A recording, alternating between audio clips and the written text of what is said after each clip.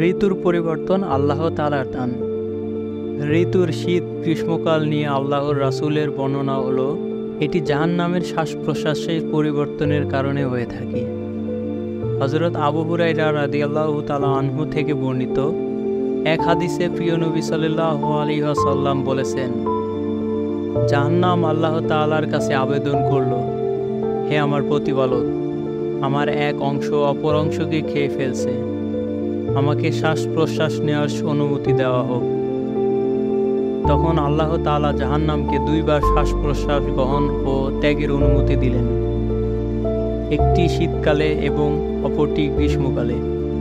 অতএব তোমরা শীতকালে যে হিম ঋতু অনুভব করো তা জাহান্নামের শ্বাস প্রশ্বাসের কারণে, এবং গ্রীষ্মকালে যে প্রচণ্ড উষ্ণতা অনুভব করো তা এই কারণেই হয়ে থাকে।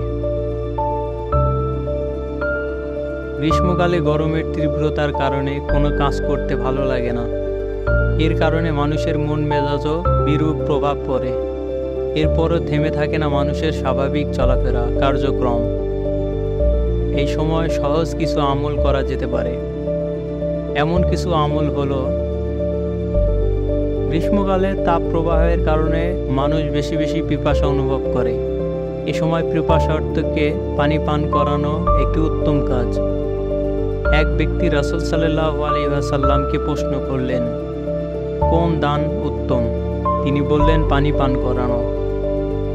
ইমাম কুরতুবী রাহমাতুল্লাহ আলাইহি বলেন, তৃষ্ণার্তের তৃষ্ণা নিবারণ সর্বোত্তম মহৎ কাজের একটি।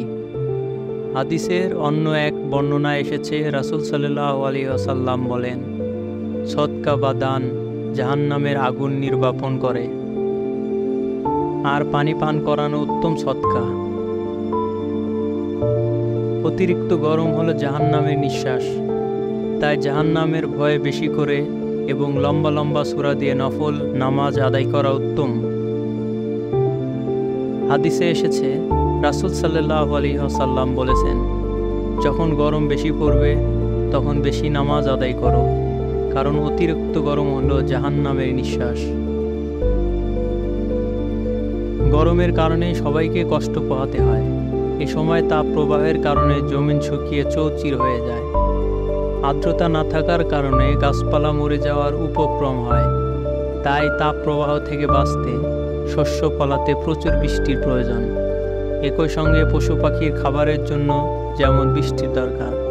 এই সময় তীব্র তাপদাহে সৃষ্ট নানা জটিলতা ও কষ্ট থেকে মুক্তি পেতেও আল্লাহর রহমতের বৃষ্টি খুব প্রয়োজন। এমন পরিস্থিতিতে দয়াময় আল্লাহ তাআলার দরবারে বৃষ্টি কামনা করে নামাজ পড়া ও দোয়া করা সুন্নত।